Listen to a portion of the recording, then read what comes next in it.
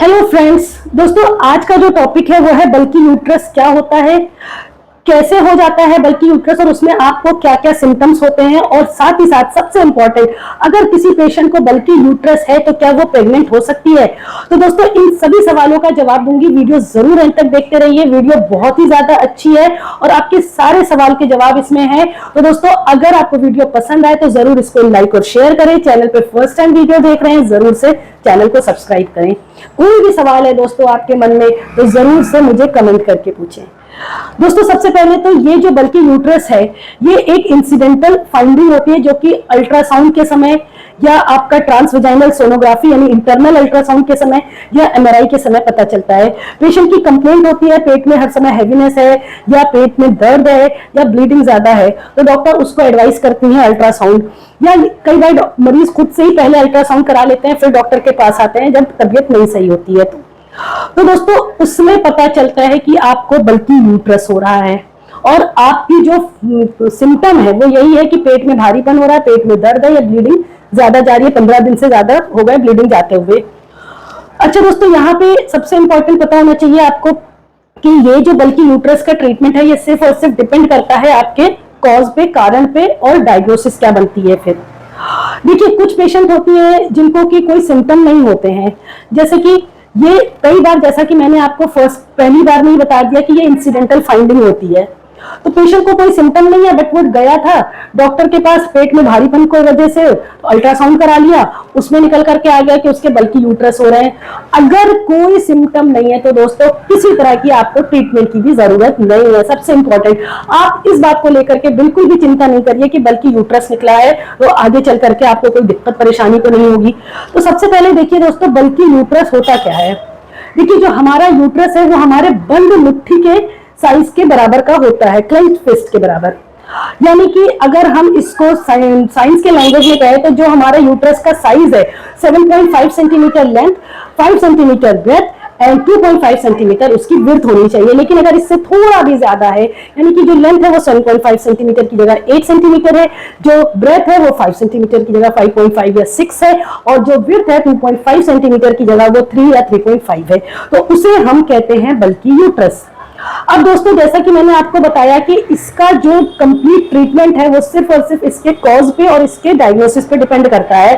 Cause क्या क्या बनते हैं इसके वो पता होना चाहिए। सबसे पहले फाइब्रॉइड कॉज बनता है, एडिनोमायोसिस, हाइपरप्लेजिया, एंडोमेट्रियल हाइपरप्लेजिया या कैंसर, बहुत सारे इसके कॉजेज होते हैं। कुछ कॉजेज ऐसे होते हैं दोस्तों जो यूट्रस अल्ट्रासाउंड में निकल के तो आ जाता है इंसिडेंटली यूट्रस बल्कि भी है बट उसमें किसी तरह की ट्रीटमेंट की कोई जरूरत नहीं है क्योंकि पेशेंट एसिम्प्टोमेटिक है, यानी निकल कर आया है बेशक बल्कि यूट्रस भी आपका और फाइब्रॉइड भी है, फाइब्रॉइड कॉज बन रहा है बट पेशेंट को कोई सिम्टम नहीं हो रहे हैं, किसी तरह का कोई पेन नहीं है, कोई हैवीनेस नहीं है, कोई हैवी ब्लीडिंग की भी हिस्ट्री नहीं है। तो दोस्तों ऐसी कंडीशन में किसी तरह का भी आपको ट्रीटमेंट की कोई जरूरत नहीं है, अननेसेसरी कोई मेडिसिन लेने की जरूरत नहीं है। लेकिन दोस्तों अब बात करते हैं अगर पेशेंट को सिम्टम हो रहे हैं। सबसे पहले हम बात करते हैं फाइब्रॉइड की। जैसा कि मैंने बताया कि अगर फाइब्रॉइड है निकल कर आ रहा है आपके अल्ट्रासाउंड में तो जाहिर सी बात है इसका जो ट्रीटमेंट है वो डिपेंड करेगा पेशेंट का जो फाइब्रॉइड है उसका साइज क्या है, साइट क्या है और नंबर्स क्या हैं। सबसे पहले दोस्तों अगर जो आपके फाइब्रॉइड है वो आपके एंडोमेट्रियल यानी यूट्रस की लाइनिंग पर है और वो कंटिन्यूअसली आपके यूट्रस को प्रेशर कर रहा है जिसकी वजह से आपको हैवी ब्लीडिंग हो रही है और पेन हो रहा है और जो फाइब्रॉइड का साइज है वो 4 सेंटीमीटर है, तो फिर दोस्तों उसमें आपको फाइब्रॉइड को अगर 4 सेंटीमीटर तक है तो कोई दिक्कत की बात नहीं है। लेकिन अगर 4 सेंटीमीटर के ऊपर है आपके फाइब्रॉइड का साइज जिसकी वजह से आपको ब्लीडिंग हैवी हो रही है तो दोस्तों आपको कंजर्वेटिव ट्रीटमेंट यानी मेडिसिनल ट्रीटमेंट की जरूरत है। लेकिन अगर 7 सेंटीमीटर के ऊपर आपका फाइब्रॉइड है, आपकी जो रिप्रोडक्टिव एज है वो 15 से 45 ईयर्स की एज की है, आपकी फैमिली पे डिपेंड करता है कि आपने फैमिली प्लानिंग आपकी हो चुकी है या नहीं, उस पर डिपेंड करेगा अब आपका फाइनल ट्रीटमेंट। तो दोस्तों देखिए यहाँ पे बहुत क्लियरली आपको बहुत सिंपल लैंग्वेज में समझाना चाह रही हूँ। जैसा कि 4 सेंटीमीटर फाइब्रॉइड है कोई जरूरत नहीं है ट्रीटमेंट की, 4 सेंटीमीटर के ऊपर है फाइब्रॉइड का साइज है लेकिन पेशेंट को परेशानी हो रही है मीन्स उसको ब्लीडिंग हैवी हो रही, तो दोस्तों ऐसे में हम कॉन्ट्रासेप्टिव पिल्स देते हैं पेशेंट को और कुछ यूट्राइन टॉनिक्स वगैरह या थोड़ा बहुत आपको एंटीबायोटिक या पेन किलर वगैरह देते हैं। 3 महीने का कोर्स, पेशेंट बिल्कुल अच्छा हो जाता है, ठीक हो जाता है। लेकिन अगर 7 सेंटीमीटर के ऊपर है फाइब्रॉइड का साइज और ब्लीडिंग बहुत ज्यादा हो रही है आपको, और आपकी जो फैमिली है वो कंप्लीट है, यानी आपके बच्चे बड़े हैं, आपको आगे बच्चे नहीं चाहिए, ऐसे में तो दोस्तों हम हिस्टेक्टोमी करा सकते हैं। लेकिन अगर फैमिली कंप्लीट नहीं है और ब्लीडिंग ज्यादा हो रही है और पेशेंट को आगे बच्चे करने हैं, तो दोस्तों ऐसे में हम मायोमेक्टमी करते हैं। सिर्फ हम फाइब्रॉइड को निकाल देते हैं, पूरे यूट्रस को हेल्दी सिचुएशन में, हेल्दी कंफर्टेबल कंडीशन में छोड़ देते हैं।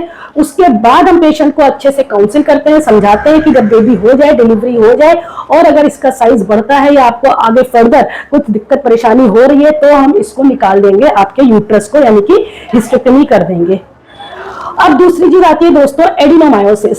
अब अगर एडिनोमायोसिस की हम बात करें दोस्तों, ये एक ऐसी कंडीशन है जिसमें जो एंडोमेट्रियल यानी कि हमारे यूट्रस की लाइनिंग होती है वो हमारे मसल्स पे जाकर के चिपक जाती है और वो कंटिन्यूअसली हमारे इतना ज्यादा प्रेशर करती है कि पेशेंट को सीवियर डिस्मेनोरिया होता है, इतना ज्यादा डिस्मेनोरिया होता है। और ये ज्यादातर 45-48 एज में देखा जाता है, 40 प्लस में देखा जाता है, जिसमें कि पेशेंट खुद डॉक्टर से कहती है इसको किसी भी तरह से आप निकाल दीजिए, मुझे बस ठीक कर दीजिए, मैं अब इस पेन को बर्दाश्त नहीं कर सकती हूँ। ये ट्रिपल डिस्मेनोरिया का कंडीशन होता है दोस्तों, जिसमें आपको ब्लीडिंग से पहले, पीरियड से पहले, पीरियड के समय में और पीरियड के बाद बहुत ज्यादा पेन होता है, टॉलरेबल नहीं होता है वो पेन। तो दोस्तों ऐसी सिचुएशन में अगर आपकी फैमिली, ऑब्वियस सी बात है 40 प्लस में अगर आपकी फैमिली कंप्लीट है, तो दोस्तों हम हिस्टेक्टोमी पेशेंट के साथ बैठ के प्लान करते हैं, इन्वेस्टिगेशंस कराते हैं और हिस्टेक्टोमी करते हैं पेशेंट को रिलीफ देने के लिए। अब तीसरा कंडीशन होता है दोस्तों मायोमेट्रियल हाइपरप्लेजिया।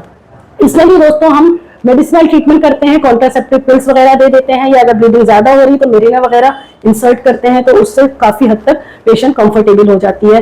चौथा कंडीशन जो कि बहुत ही रेयर होता है, जो कि कैंसर कॉज होता है दोस्तों, इसमें डिपेंड करता है कि अगर पेशेंट का कैंसर का टाइप कौन सा है, 1 या 2 है, तो दोस्तों हम इसका मतलब वो ज्यादा स्प्रेड नहीं हुआ, वो सिर्फ यूट्रस तक है, तो हम पेशेंट को अच्छे से समझा देते हैं, सच्चाई बताते हैं और फिर अच्छी तरह से पेशेंट का उस पार्ट को हम निकाल देते हैं। देखिए दोस्तों इसमें बहुत तरह के ट्रीटमेंट होते हैं, रेडिकल, हमें अगर रेडिकल मायोमेक्टमी करनी पड़ती तो वो भी करते हैं, या अगर ज्यादा स्प्रेड हो गया, टाइप 1 टाइप 2 की जगह टाइप 3 टाइप 4 हो गया, तो दोस्तों वो फिर हम पूरी तरह से निकाल करके पेशेंट को थेरेपी वगैरह पे, कीमोथेरेपी, रेडियोथेरेपी पे रखते हैं। तो दोस्तों इस तरह से पहले हम देखते हैं कि पेशेंट को कॉज क्या है, कारण क्या है, डायग्नोसिस बनाते हैं, फिर बल्कि यूट्रस का ट्रीटमेंट करते हैं। जी हाँ दोस्तों, बल्कि यूट्रस में पेशेंट बिल्कुल प्रेग्नेंट हो सकती है, सिर्फ डिपेंड करता है अगर बल्कि यूट्रस है तो उसका हम किस तरह से ट्रीटमेंट कर रहे हैं। देखिए कॉन्ट्रासेप्टिव पिल्स वगैरह अगर देते हैं तो काफी हद तक इंप्रूवमेंट होता है और पेशेंट ठीक हो जाती है और फैमिली प्लानिंग करती है और प्रेगनेंसी हो भी जाती है।